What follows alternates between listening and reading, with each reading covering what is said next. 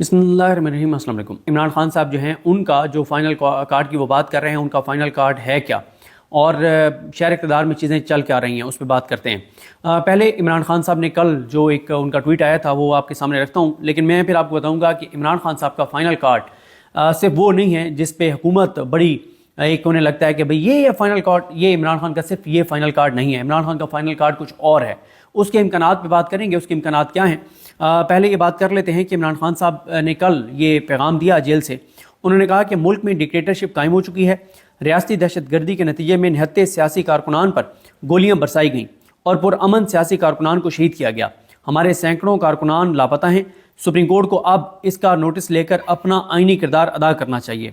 हम पहले भी इंसानी हकूक़ की संगीन खिलाफ वर्जियों पर supreme court, Lahore high court और इस्लामाबाद हाई कोर्ट से रजू कर चुके हैं, लेकिन अदालतों की जानिब से कोई एक्शन नहीं लिया गया और मुल्क इस नहज पर पहुँच गया।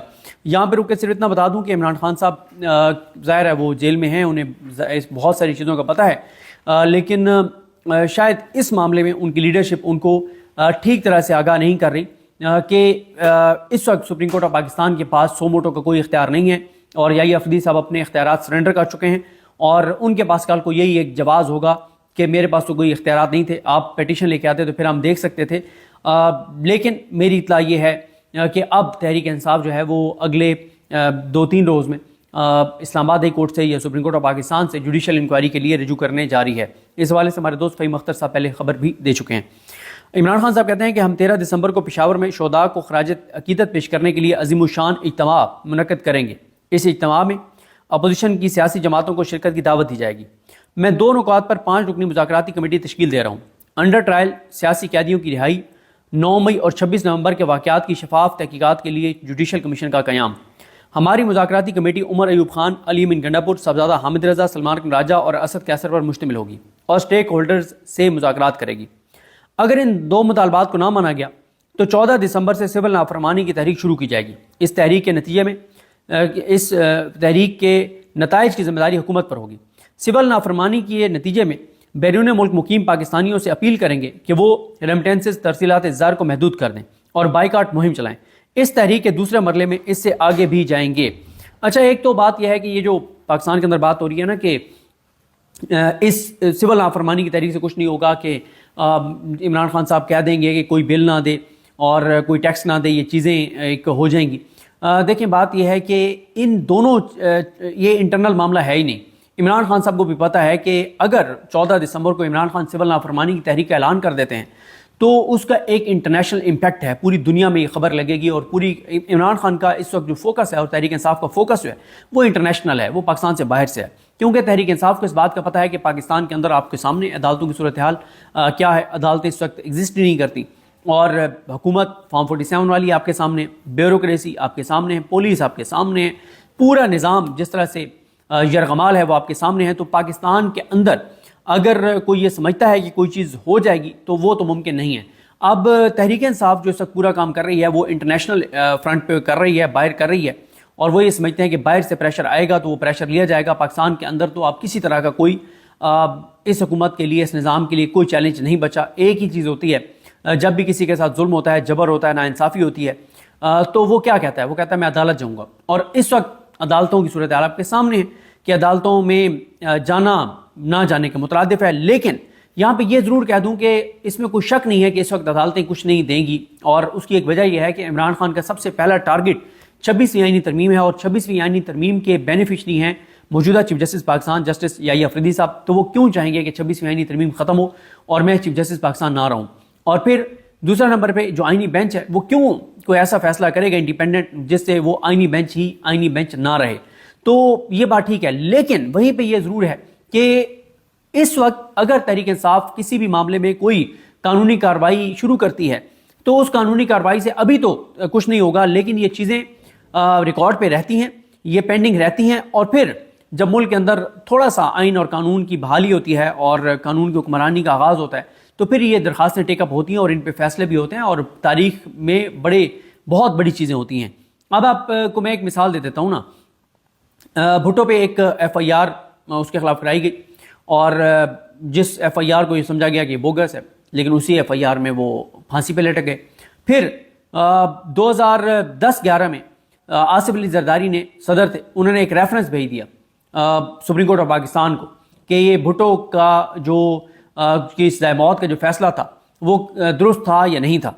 اب وہ 2010-11 سے معاملہ پینڈنگ رہا، لیکن پھر کیا ہوا 2023 میں قاضی فائز عیسیٰ نے آ کے وہ معاملہ ٹیک اپ کیا اور کہا کہ وہ فیصلہ درست نہیں تھا۔ تو 13 سال بعد، یعنی آپ دیکھیں نا 13 سال بعد جو ایک کیس جو انہوں نے بھیجا ہوا تھا آصف زرداری نے، 13 سال بعد اس کے اوپر فیصلہ آ گیا، ٹھیک ہے۔ تو اسی لیے جب کوئی چیز آپ عدالت میں کوئی درخواست ڈال دیتے ہیں اور وہ پینڈنگ رہ جاتی ہے تو کئی بار 5-5 7-7 سال بعد بھی ان کے اوپر جو ہیں وہ بڑے فیصلے جو ہیں وہ آ جاتے ہیں۔ اور ابھی آپ دیکھیں نا کہ تحریک انصاف کے جن کارکنان کی جانیں گئی ہیں اس کے اوپر اب تک تحریک انصاف کی لیگل ٹیم نے کچھ بھی نہیں کیا، تحریک انصاف کی پولیٹیکل ٹیم نے کچھ بھی نہیں کیا، ایک صفحے کی بھی لیگل کارروائی شروع نہیں کی۔ عمران خان صاحب جو ہیں ان کا جو فائنل کارڈ کی وہ بات کر رہے ہیں، ان کا فائنل کارڈ ہے کیا اور شہر اقتدار میں چیزیں چل کے آ رہی ہیں اس پہ بات کرتے ہیں۔ پہلے عمران خان صاحب نے کل جو ایک ان کا ٹویٹ آیا تھا وہ آپ کے سامنے رکھتا ہوں، لیکن میں پھر آپ کو بتاؤں گا کہ عمران خان صاحب کا فائنل کارڈ صرف وہ نہیں ہے جس پہ حکومت بڑی ایک انہیں لگتا ہے کہ بھئی یہ فائنل کارڈ، یہ عمران خان کا صرف یہ فائنل کارڈ نہیں ہے، عمران خان کا فائنل کارڈ کچھ اور ہے۔ اس کے امکانات پہ بات کریں گے، اس کے امکانات کیا ہیں۔ پہلے یہ بات کر لیتے ہیں کہ عمران خان صاحب نے کل یہ پیغام دیا جیل سے، انہوں نے کہا کہ ملک میں ڈکٹیٹرشپ قائم ہو چکی ہے، ریاستی دہشت گردی کے نتیجے میں 69 سیاسی کارکنان پر گولیاں برسائی گئیں اور پرامن سیاسی کارکنان کو شہید کیا گیا، ہمارے سینکڑوں کارکنان لاپتہ ہیں، سپریم کورٹ کو اب اس کا نوٹس لے کر اپنا آئینی کردار ادا کرنا چاہیے۔ ہم پہلے بھی انسانی حقوق کی سنگین خلاف ورزیوں پر supreme court, Lahore high court اور اسلام آباد ہائی کورٹ سے رجوع کر چکے ہیں، لیکن عدالتوں کی جانب سے کوئی ایکشن نہیں لیا گیا اور ملک اس نہج پر پہنچ گیا۔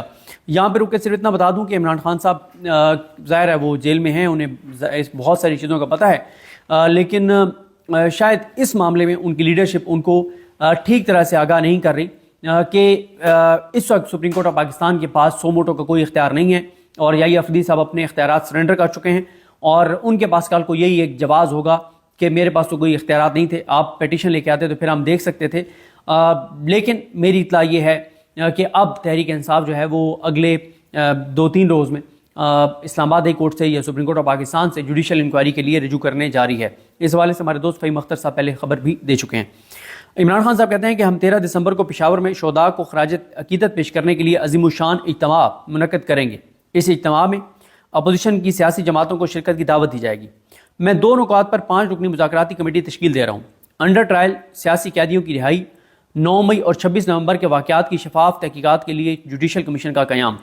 ہماری مذاکراتی کمیٹی عمر ایوب خان، علی امین گنڈاپور، صاحبزادہ حامد رضا، سلمان اکرم راجہ اور اسد کیسر پر مشتمل ہوگی اور سٹیک ہولڈرز سے مذاکرات کرے گی۔ اگر ان 2 مطالبات کو نہ مانا گیا تو 14 دسمبر سے سول نافرمانی کی تحریک شروع کی جائے گی۔ اس تحریک کے نتیجے میں اس تحریک کے نتائج کی ذمہ داری حکومت پر ہوگی۔ سول نافرمانی کے نتیجے میں بیرون ملک مقیم پاکستانیوں سے اپیل کریں گے کہ وہ ریمیٹنسز ترسیلات زر کو محدود کر دیں اور بائیکاٹ مہم چلائیں۔ اس تحریک کے دوسرے مرحلے میں اس سے آگے بھی جائیں گے۔ اچھا، ایک تو بات یہ ہے کہ یہ جو پاکستان کے اندر بات ہو رہی ہے نا کہ اس سول نافرمانی کی تحریک سے کچھ نہیں ہوگا کہ عمران خان صاحب کہہ دیں گے کہ کوئی بل نہ دے اور کوئی ٹیکس نہ دے، یہ چیزیں ایک ہو جائیں گی۔